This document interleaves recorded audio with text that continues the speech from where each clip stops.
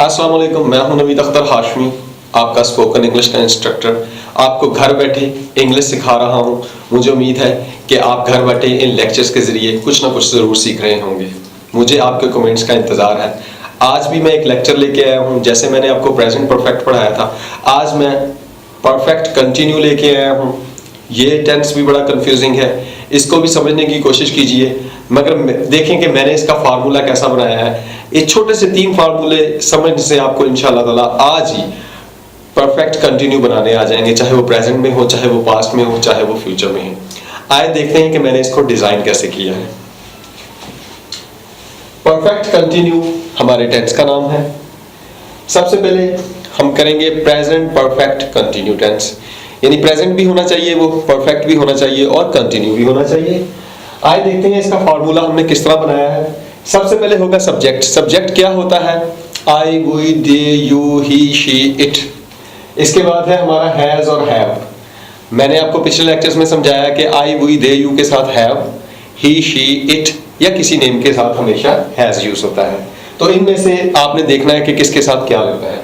उसके बाद हम बिन लगाएंगे। उसके बाद हम वर्ब की फोर्थ फॉर्म यानी वर्ब प्लस आईएनजी लगाएंगे। उसके बाद हम उसका ऑब्जेक्ट दे देंगे।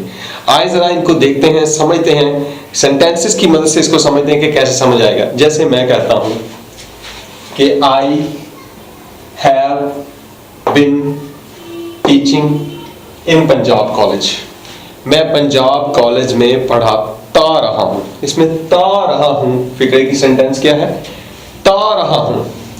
मैं कहता हूं she has been reading book, वो किताब पढ़ती रही है। मैं कहता हूं we have been playing cricket, हम क्रिकेट खेलते रहे हैं। मैं कहता हूं they have been coming in उकाड़ा, वो उकाड़ा में आते रहे हैं।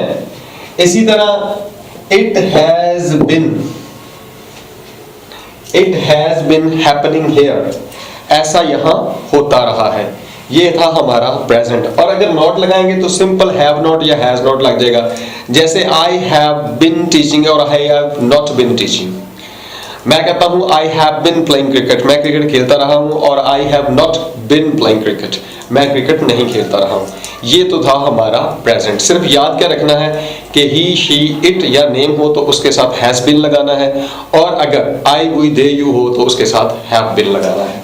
अब चलते हैं पास्ट टेंस की तरफ कि पास्ट में इसको कैसे यूज करना है। ये देखिए जरा, सब्जेक्ट जहां हैज हैव लगाना था वहां अपने हमने हैड लगाना है, और उसके बाद बिन लगा देना है। फिर वर्ब की फोर्थ फॉर्म यानी आईएनजी हमने लगानी है।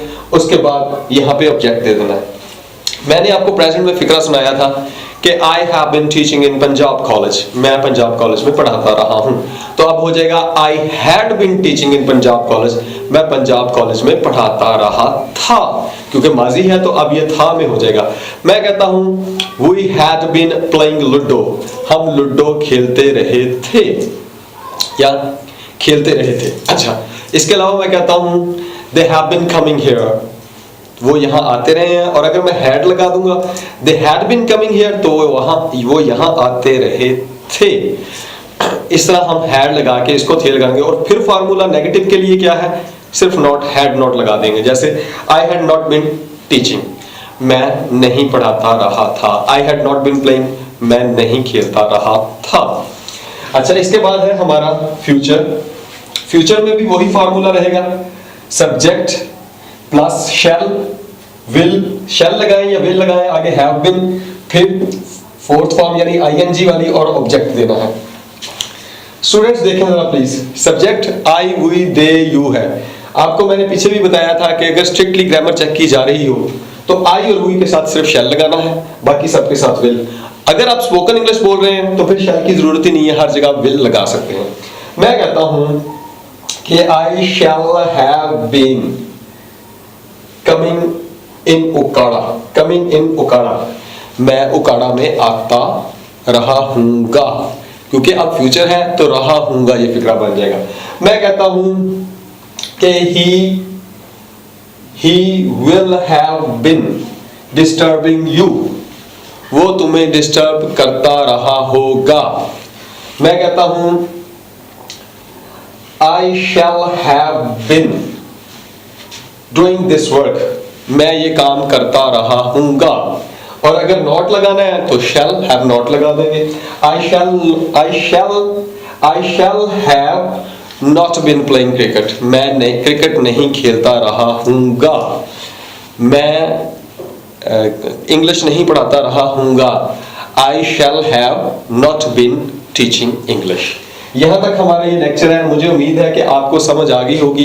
सिर्फ फॉर्मूले को गौर से देखें, आप इसको जरा गौर से देखें। मैं देख रहा हूं सब्जेक्ट प्लस हैज या हैव, हैज ही शीट या नेम के साथ, हैव आई हुई दे यू के साथ, बीन आगे प्लस फोर्थ फॉर्म यानी आईएनजी वर्ब के साथ, और आगे कोई भी ऑब्जेक्ट दे तो प्रेजेंट है।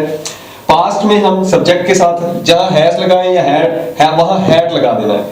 हैड बिन आगे आईएनजी कोई भी यानी वर्ब के साथ फर्स्ट फॉर्म के साथ आईएनजी और ऑब्जेक्ट दे दें तो ये हमारा पास्ट में चला जाएगा। और अगर फ्यूचर है तो सब्जेक्ट के साथ शैल विल, शैल लगाएं या विल लगाएं, हैव बिन आगे फिर थर्ड आईएनजी वाला वर्ब लगाएं और ऑब्जेक्ट दें। इस तरह आप ये सेंटेंसेस इजीली यानी अब आप प्रेजेंट परफेक्ट कंटिन्यू भी बना सकते हैं, पास्ट परफेक्ट कंटिन्यू भी बना सकते हैं और फ्यूचर परफेक्ट कंटिन्यू भी बना सकते हैं। अब एक और कॉन्सेप्ट इसके साथ जुड़ा हुआ है, अक्सर जो लोगों को कंफ्यूज करता है, वो है हमारा सिंस और फार का कॉन्सेप्ट।